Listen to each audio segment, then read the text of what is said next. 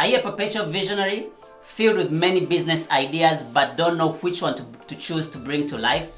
Our guest today has done exactly that.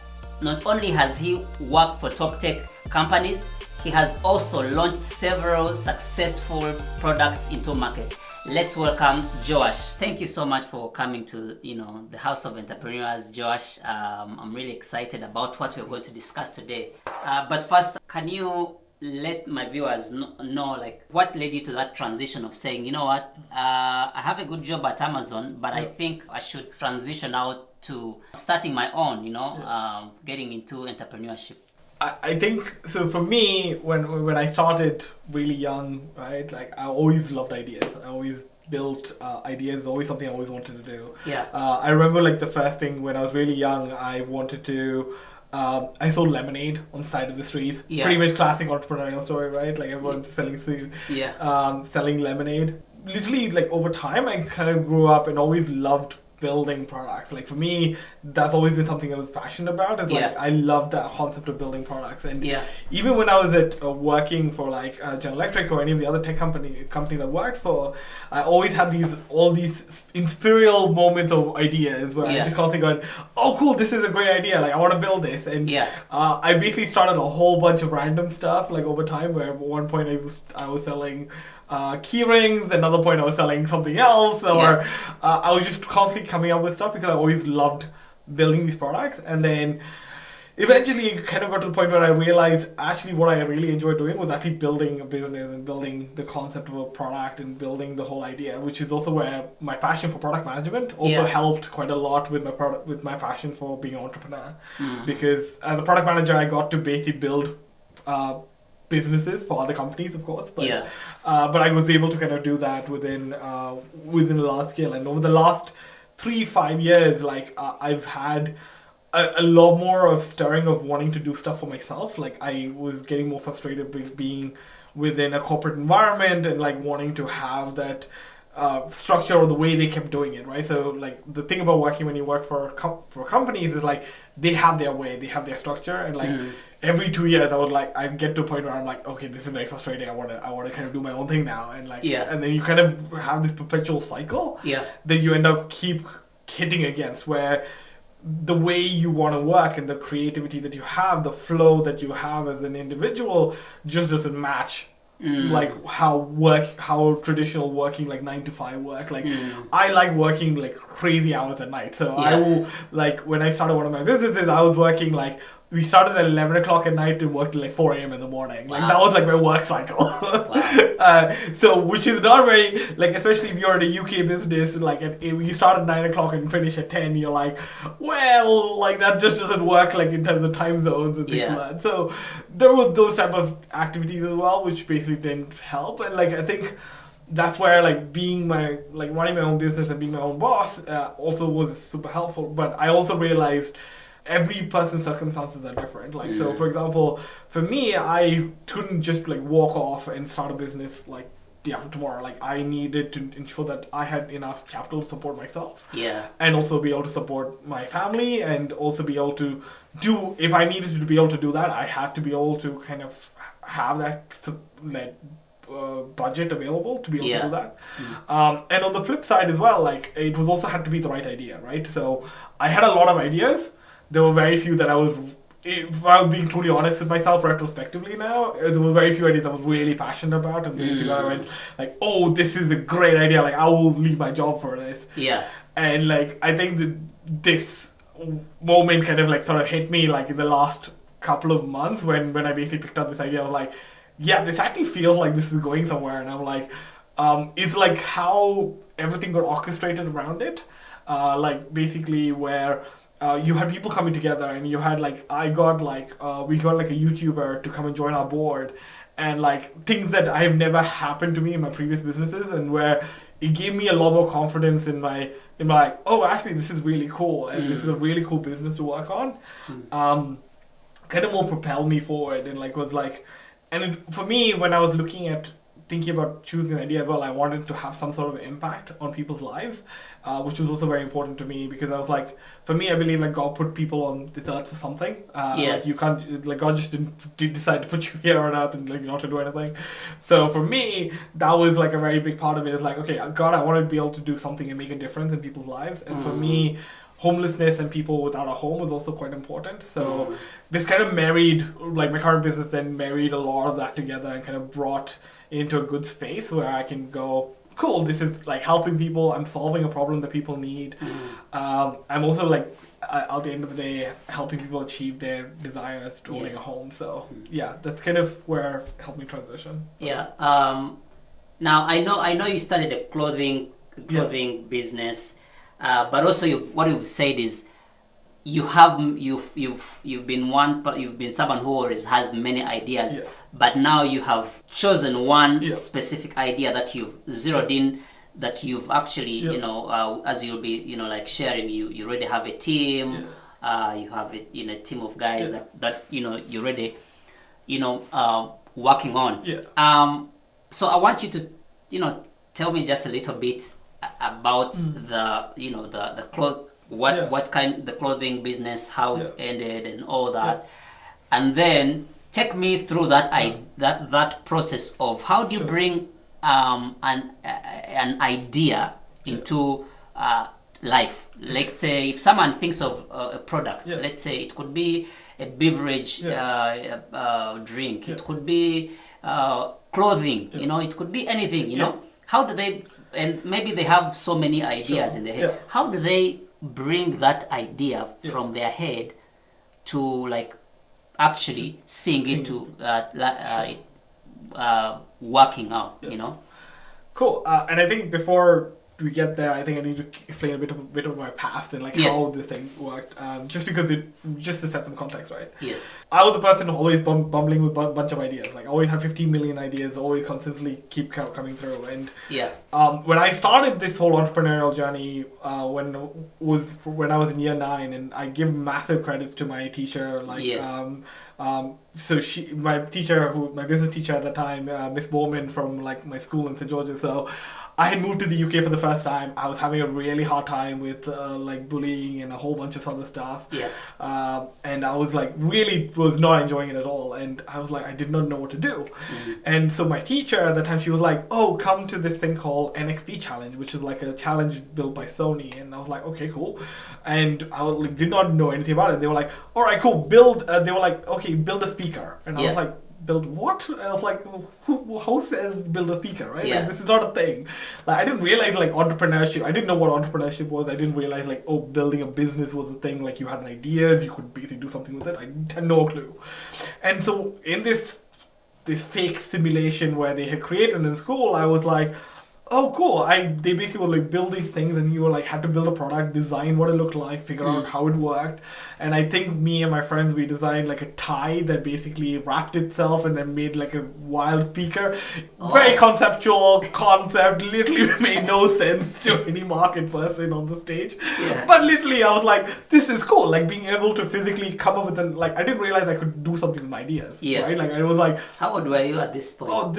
I think I was about 14, 15 at this point. And I was like, I didn't know this was even a thing, right? Like entrepreneurship is not always very thought out. Like people don't actually say you can actually do something with it. And like now with Shark Tank and things like that, it's become a lot more popularized. But at that time, like for me, I didn't really know what I was doing. And so the following year, my teacher was like, okay, we had this thing called Young Enterprise back in the UK where you are effectively given a year to start a business and run a business. So me and my friends, we were like, okay, cool, what do we want to do? So this is where we started our first so this is where my first proper business. So we had to register the business. It was fully paid. It was not like, even though it was run with a global umbrella, like we still had a full business. We had P&L meetings. We had board meetings. We actually had even directors from like companies that used to sit on our board to validate us. Oh, so, wow. Yeah, it was like a proper business. And this is, how old were you? Like this is 15. 15 years you had the business? Oh, yes. Wow. Wow. With the board? Yeah, with the board and everything. Like, because that's how this young enterprise system worked. It's like it's literally you're running a bank. Like you even get a bank account with HSBC.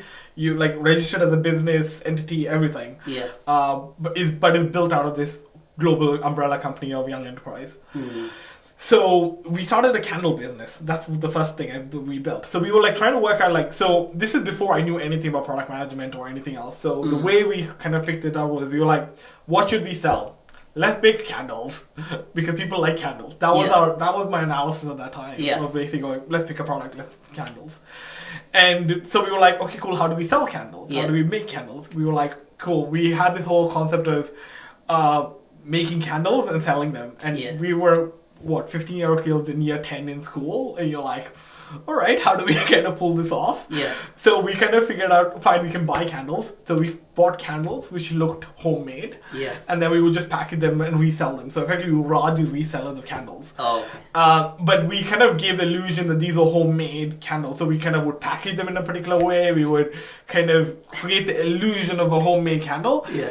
And then, like, surprisingly, it did relatively well. Wow. And at the same time in our school, we had two businesses that did the same thing. Yeah. So we had a candle business, and then we had this other business who decided to go with personalization. Yeah, okay. Right? So they decided to start a personalization business where they were effectively doing personalized key rings, personalized t-shirts, personalized XYZ. Mm. And unfortunately, they did not make any money. Like they, like in this entire program, we were able to actually sell more candles than we were actually able to then make, like effectively buy. Yeah. And so we bought a lot of candles, we sold a lot of candles, so people were buying a lot of our candles, and no one was buying their personalized stuff because the personalized stuff took a long time to develop and build out and release. Yeah. So this is where my first lessons came in of like figuring out which products to pick, right? Like, so basically I was like, okay, cool, this seems very weird. Like, we're making more money. I think we made about 210, 300 pounds at that time. Yeah. And then the other business was making a loss of like $100. Wow. Like towards the like middle way through it, and then my teacher came up to us and be like, "Can you guys buy this other business?" Wow. So basically, welcome to my first acquisition at like 15. Wow. So we then bought this entire other business from this other company, from these other people, and we adopted all of their stuff. Now we're like one big company here. Wow. So we've now became candle selling business, Personalized, t-shirts, personalized goods, so where we sold personalized t-shirts, personalized key rings, personalized anything. Like anything people came up with, we would have sold it, which was a very bad idea. Yeah. Which is basically what happened. It's because they would basically personalize anything. You didn't have enough volumes to make anything. So that was like the huge reason why they weren't making any money. So when they came over to us, we were like, okay, fine, we're just going to do these things. We're not going to do candles because we know candles work. We're going to do t-shirts and we're going to do key rings. So that was basically our entire model of the business. We were like, okay, these are the three things we do. And so turned out basically end of the year we made a bit of money, and then basically because it was only a 1-year program, we had to close down the business. Now, so instead of closing down the business, I chose to run it again. So I still kept continuing with the business. So towards the end of the year, me and a couple of my friends, we all decided to keep going. So we had a few t-shirt designs going, where people could order t-shirts, key rings. And I figured out that basically my core business, because the people who I knew who would buy it were my teachers. Yeah. So I sold it to my teachers. Yeah. So I started selling key rings to my teachers. So one of my math teacher decided to actually buy an entire box of key rings for his students for his graduation. And I was like, okay, cool. And then my school gave us an order to basically build, to do personalized t-shirts for our hoodies. So we got like our hoodies for a year, for the latest year. Wow. And then so eventually because I knew that contact of people like within my school network who was willing to support us, so we kind of built out a business that way. And so basically come graduation, basically we were like, okay, cool, great, we have this whole idea, let's keep going with it, right? But at this point, my only marketing and the only people I knew how to sell to was people at school, and that was it. And as soon as I went outside the school environment, so I went into like this whole, went into college and went to another market, I didn't know what to do. Yeah. So I literally had no idea. So I sold 1 or 2 hoodies, I sold 1 or 2 t-shirts, I sold key rings, and that started having a lot more appeal slightly outside compared to the candles, which was a bit harder to make. And so literally we were like, okay, because I didn't have this outside figure out anything else, it just became quite a hard business to run. And then basically I was like, crap, this is going really badly. And at this time, this is when the whole internet do-it-yourself website thing came about, and I was doing computer science at college. By college I mean like year 10, 11 for us in the UK. And there we see one of my shops, or like a shopkeeper who we knew, was like asked me, hey, can you make me a logo? And I was like, because the t-shirt business and the key rings were really going really badly at this point, and I was like, okay, I don't know what to do with this. I've never done anything like this. I was just doing this on the side. I was like, okay, cool. Yeah, sure, I'll make you a logo. And then he was like, cool. He liked the logo. He took it. I was like, okay, if he wants a logo, do you want a website? So I asked him, and he was like, yeah. And so I had no clue how to build a website. Like, even though I was studying computer science, not even a single clue how to build a website. And this is where I had my friend, and basically he was like, cool, we can do this drag and drop thing on Wix, and we would do this thing, and we like faked a great ass website. Yeah. And literally that's how I kind of built my first ever proper successful business, I would at least call it. Because effectively that came from a need, from what a customers need. Like, what is the customer problem? The customer problem was the fact that customers wanted a website, they wanted logos, they wanted these things. Whereas when I started my keyring business, and when I started the clothing business, like, I didn't really have a problem statement.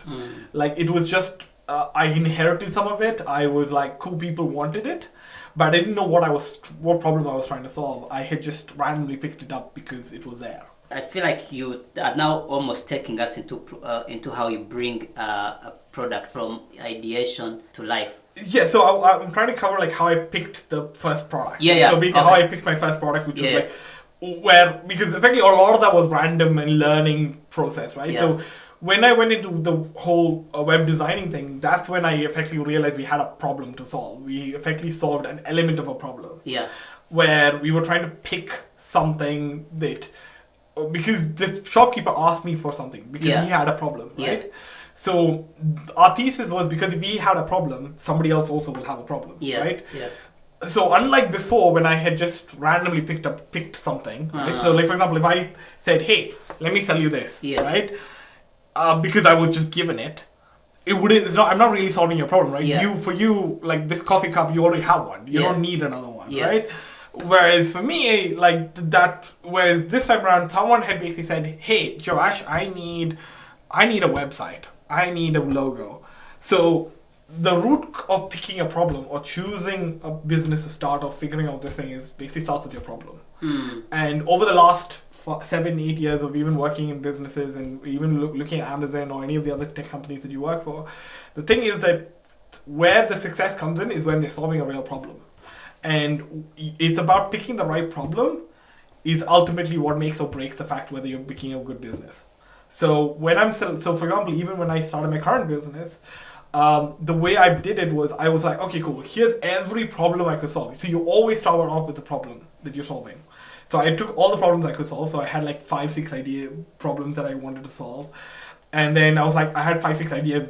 So basically I had ideas and then I had problems as well. So like this, so one of my ideas was a product management tool. So like right now for me, the frustration was, so I tend to build products which I'm frustrated about, not like something I imagine someone will be frustrated about. So the advantage of doing that is like you're building a product for yourself because you can then empathize with you as a user. Not saying that other people won't have the same problem, but you're at least having a use case of yourself to start with. So that means you're more likely to empathize with the user than to empathize with something than nothing. Like for example, like people have told me, hey, why don't you go start a version of Amazon? But I'm like, well, I don't have that problem, right? Like it's very hard for me to empathize or create that problem for myself. Or if someone basically said, oh, design a t-shirt for me, right? Like create a t-shirt. I'm like, but I don't have a problem with my t-shirts. I like my t-shirts. Right? So like it's a very hard thing for me to kind of try and fix or try and change it or make a better version, right? Like I could never make a 10x version of something, right? So that's where like starting off with a problem is super useful. You may have an idea, like you may basically go, okay, cool, my idea is to basically, okay, let's take my the product management tool that I was planning to build. The problem was I was like, all of these tools are not integrated together, so they don't talk to each other, so it becomes very frictionless where I have to move between different softwares and stuff like that. So that was a problem that I had. And then And then basically what I then did was I was like, okay, cool. Then that's the problem. So my solution was, hey, I want to do this. Like, so I had an idea of what I wanted to do. So what I then did was I listed every single idea I had, and then I listed every single solution I had. And then I tried to do three things. One was like impact. Like for me, I wanted to do something that was meaningful, that would change the world. So like I basically gave it an impact score. Like, okay, what is the impact of this product? And then I was like, okay, cool. How big is this product? Like, how big is the reach? Like, am I going to impact a lot of people, small people? Like, I could create, like, let's say, for example, product management, right? Is probably not going to be a huge impact. It's probably not going to be a huge reach either because there's only a very small population, right? But it's like a pretty small business to do. And then you also have I had something called effort, and then also how easy was it to build? Like, how quickly could I build a prototype? Like, those were like my criteria. So I kind of scored each one of them and basically was like, okay, cool. What was like high impact, high confidence? Like my confidence score was like, how confident was I in being able to do it and deliver it, right? There's no point, like for example, I wanted to start a business which was like okay, let's say if I wanted to start a laptop building company, right, tomorrow.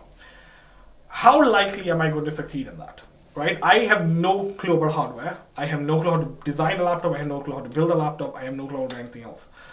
So the amount of time it will take me to get to building a laptop will be 10 times longer than it would take me to do something else, which is slightly more easier and a bit more in my realm, right? Especially when you're starting off your first business or like something smaller, it's a lot more easier to know an element of it. Like even with my web designing thing, even though I didn't know web designing, my friend knew web designing to an extent. Like we were able to piece together a product. Like it's not a perfect product. Like you should be able to, like as an entrepreneur, like one quality I would say is that a person should have is the ability to figure it out, right? I'm not saying I would never be able to figure out how to build a laptop. I would. It's just like the effort it would go into figuring out the laptop and then getting into market. And like, unless your product, like, and then also like, how good is that product going to be? Like, is your idea really, like, I think people should start with an idea which is 10 times better than what it is right now.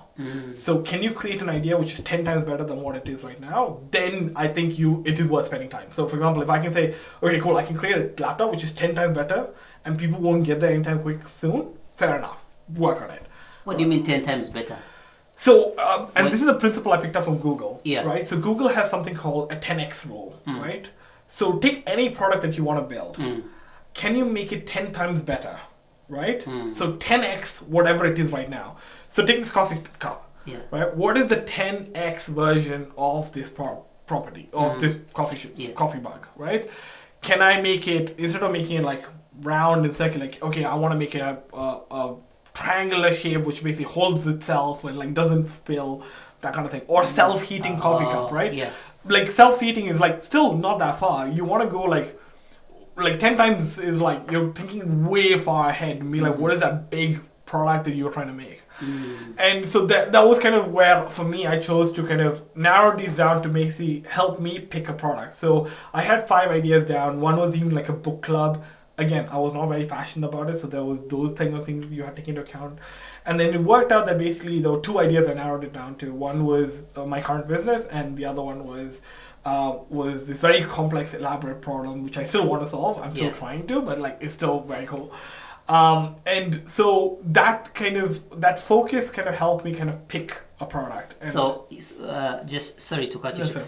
You said there are 4 levels. There's the confidence level. There's the when you choose a product, you look at. So you start off with you write your problem. Yeah. Then you go to your solution, and then you want to write impact. So how big is the impact of whatever you're building? How confident are you in building it? What is the effort in being able to build it? And then how big your market is. Right? Like you don't want to pick something where only 3 people are going to buy, right? Like because that's not a business. Yeah. Like you want to build enough people that like maybe 100, maybe 100,000, 200,000, at least you want to think of like a larger number where, okay, cool, there are a lot of people who might want to use this product. And then you're kind of using the combination of all of these things added together to generate a score.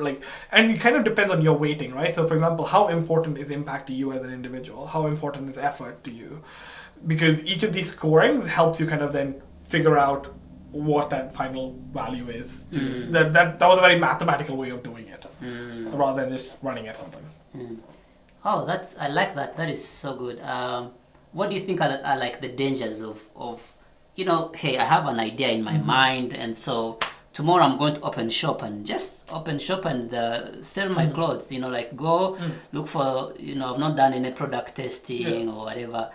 What do you think are like the dangers of just taking your mind and running with it tomorrow? Yeah, I think the challenge, and I've seen this a lot, even with myself, I've done this quite a few times by accident as well, is like, sometimes you do have instincts, right? You do have good instincts, and instincts do work. Yeah. But research always helps. Like you need an element of research and element of influence of like why you're drawing that conclusion, right? Like, so one thing I'll tell you about my current business is that when I started it, I had this hypothesis of how things would work and what that would look like and the problem statement I was looking at. And like over time it pivoted. Like, so I pivoted from my first original concept to a slightly different version, which is a slightly better business. But that pivot structure, like if I had done a lot more research, I would have probably ended up there a lot faster. Like, and that's where data and research kind of helps a lot. So like looking at product testing and evaluating and figuring out what to do, it's important. And I think there's a fine line between product testing, like between basically first choosing an idea to basically then try to do the next steps, to then basically going and just doing something, right? I think that evaluation, you don't spend too much time, like for me, like this is my personal view, is you don't want to spend an insane amount of time doing evaluation and never get in front of people. You could spend hours, if not days, writing an entire business plan. Like people have written business plans which is 21, 34 pages, right? We moved away from that cycle because it's not value, like it's by the time you kind of finish that entire research, your entire market is out of date, right? Like nowadays with AI and everything else coming into the market, things go out of date very, very quickly. So I think there's a fine line, and the balance is basically where you're kind of doing enough research to give you confidence and figure out, okay, this is a problem that's worth solving. That is where that you can't technically answer the impact, effort, all of those things without doing an element of research. Like you won't know how big something is until you do some element of research, right? Which is why I like to answer those scorings of being like, okay, cool, like how many people drove a car this month? Like if you're trying to start a transportation company, right? How many people drove a car? Like how many of them were fossil fuel? How many of them were something else? So like you have an element of an idea of what that looks like, and then you kind of want to go into a way to kind of quickly test it. And that was the key, is like the one thing I had in my thing was like when I was finished that entire matrix first, is like I took those ideas and I was like, okay, cool. Like it is, I also had this very flaw that basically I was like, I can work on multiple ideas. People cannot work on multiple ideas. Like, yes, eventually you can work on multiple ideas. So people will say Elon Musk works on multiple ideas, Jeff Bezos works on multiple ideas. That is true. But they didn't do that when they started. And I had this very bad habit of just working on 3 or 4 ideas.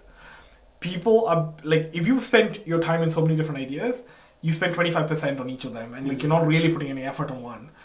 I found a lot more success working on one idea than working on multiple. And I've tried so many times working on multiple because I thought, you know what, I'm an exception to the rule. I can do this by myself. I can do multiple things. It does not work. Yeah. That's where that first narrowing down and being like, okay, cool, this is my one idea. And your question should be, how fast can you test it?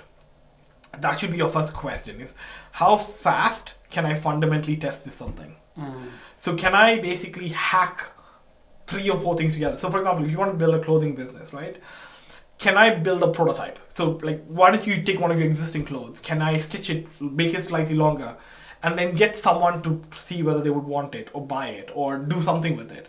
Like your idea should be, is as fast as fundamentally possible, make something, right? And test it. Right? Like there are certain businesses which are a bit more complicated, which you can't do. Like for example, if you're starting some nuclear power company or something like that, you can't necessarily do that, right? Yeah. But for something small or something like clothing or beverages or something like that, if you have a beverage idea, right, you should try the fastest way to get it online. Like before you even, or like fastest way to get it into market. Like it's not about basically building a perfect product, and there is no such thing called a perfect product. And I think a lot of times we all are bought in by the fallacy of this product has to be perfect. I've also learned that over time, is like before websites and stuff like that, like if you look at Google, right? if you look at the first version of Google, the website that they had versus what they have now is such a different product. Yeah. Right? That evolution is there. Take Amazon, like the first version of Amazon looks very different than what it is now. Take Nike, take any of these things, right? The version changes. Your first product is all about trying to figure out, hey, is someone actually interested in this? And how can you quickly test it to figure out whether people are interested in it? I want us to talk about what your current business is. Sure. And you told me about it, and I was like, wow, this is a cool idea, and I know you already have a team, and what are you working on? Sure. So right now I'm working on a business we call Prop Inspector. Yeah. So propinspector.ai for anyone who wants to look it up.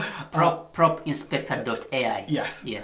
So basically we're an AI property inspection company. So we detect property defects in a property. So when you go touring in a house for a house viewing, and you might be like, hey, look, I want to know what's wrong with this house, right? Because about 70% of people actually find property defects after buying a house, and which they would have noticed, which they did not notice during a viewing.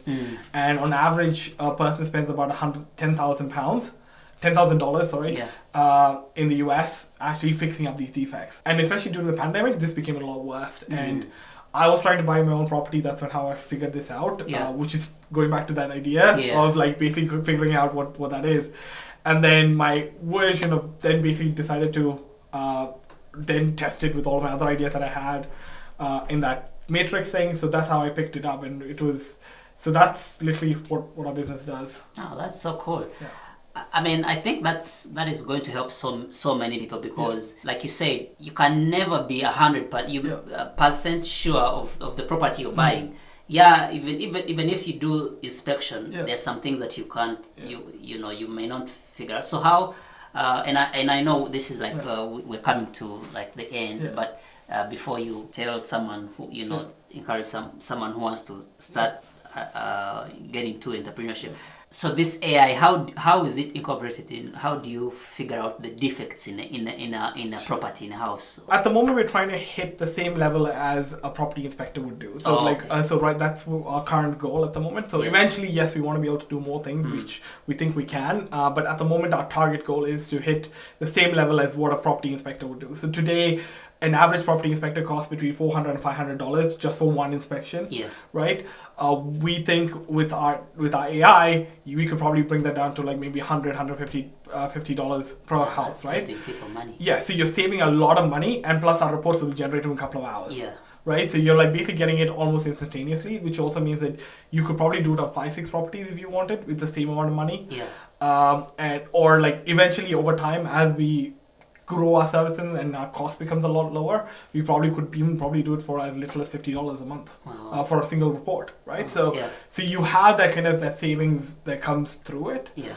So the way we do it is basically we look at the images of the properties, and we look at the data, that information that's been given to us. We ask, so we're also building an app as well as a Chrome plugin. So there are two types of property customers that we're trying to hit at the moment.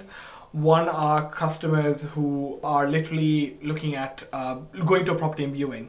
And there's a whole new audience of people who are not actually viewing a home. Like they're basically looking online and basically putting down an offer, which is like a huge market now as well. So we're trying to hit a Chrome plugin or plugins which basically sit on top of like Zillow and those type of websites where you can basically press a button and it will generate the entire defects based on those images and the data that's been there. And then we also have the viewing app. So on the app, you can basically scan the property with your phone. We ask you to take specific photographs, and then we analyze the photographs for images for defects. And we tell you what those defects are. So we can pick up things like water damage, like moist mortar masonry degradation. So like for instance, this is the one thing I never knew about is like if you see gaps within a wall, there are actually points where actually there's water actually seeping in. And so we actually pick up those. There are things around, like for example, there's the Japanese knot plant, which basically is actually really bad for your property, and we can pick up those type of things which people commonly miss. Oh wow, that's so cool. I want you to help me talk to someone who is thinking of a product, or they have like these many products. How should they approach entrepreneurship? I think Entrepreneurship, for me, and the way I see it, is about testing a bunch of ideas and having fun with it. Like, you need to have fun with this. Like, I think if you're looking to make money, you should not go into entrepreneurship. Like, entrepreneurship, like, if you want to make money, there are much more easier ways to make money than entrepreneurship. Like, if you look at any successful stories like people have out there, like, you tend to like, starting a business from scratch is really hard. You need to have a lot of passion, you need to have a lot of energy, you need to have this thing. For me, and everything, like, if you look at most of the top companies as well, most of them say, like, that's the hard thing to do. Whereas if you're looking to make money, then basically I would say, like buying a business, like doing any of those things, great.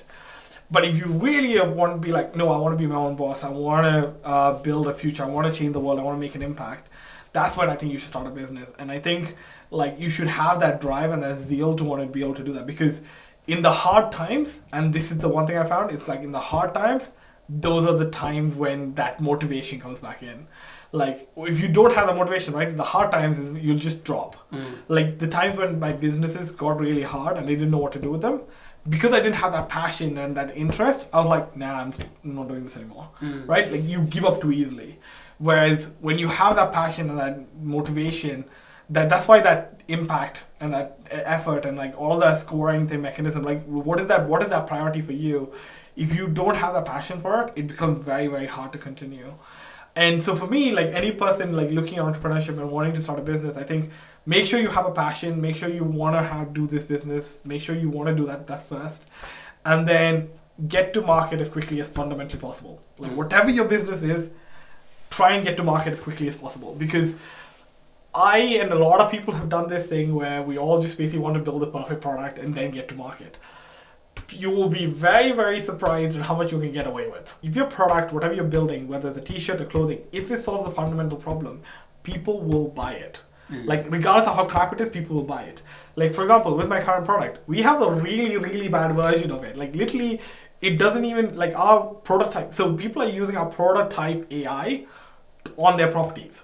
So my friend literally was messaging me today, like, hey, my friend is doing this. Can you make this downloadable so I can use it? Because his brother, who's buying a property, is literally using a version that is so bad that even I was like, this is not worth using. Like, because it literally tells you, like, it would look at this wall and tell you this is basically has a whole bunch of issues where it may not have any issues. And so that's what I'm saying. Like, you don't need a perfect product. You just need to find the quickest way to test it. And then once you know people want to buy it, then spend the time and effort trying to build the perfect version. And then try. But does not mean you don't have an idea of how to get there. Like, because don't be like, cool, I'm going to just fake it here and then basically be like, okay, cool, I don't know what I'm going to do next. At least have an idea of what to do next. And don't be afraid to pivot. I think when I first started this property inspection business, we started off as something else entirely. Our business was around helping people find fixer-uppers, so finding homes which are to fix up. And when I started looking at that industry and, like, when we started the initial research, it didn't work. Like, it didn't work out the way when we tried to test it out, right? When we tested out, like, not a lot of people were using it, very hard to get people on board, everything else like that. As soon as we switched into this, the traction that we got, the people, like, so for example, we had, like, it was so easy to convince people to be like, hey, do you want to join this idea? Do you want to be part of this idea?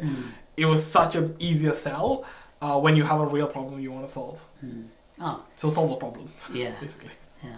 Oh, thank you so much, Josh. Thank you. I've really, really enjoyed this conversation, and sometimes we get into that paralysis analysis where you think you're just waiting for the perfect time to start the perfect product. And what you're saying is there's never a perfect product. Yes. You start a product and then you improve on it. So thank you so much. Thank you so much for your wisdom, and I hope you guys have learned one or two things that you're going to implement in your entrepreneurial journey.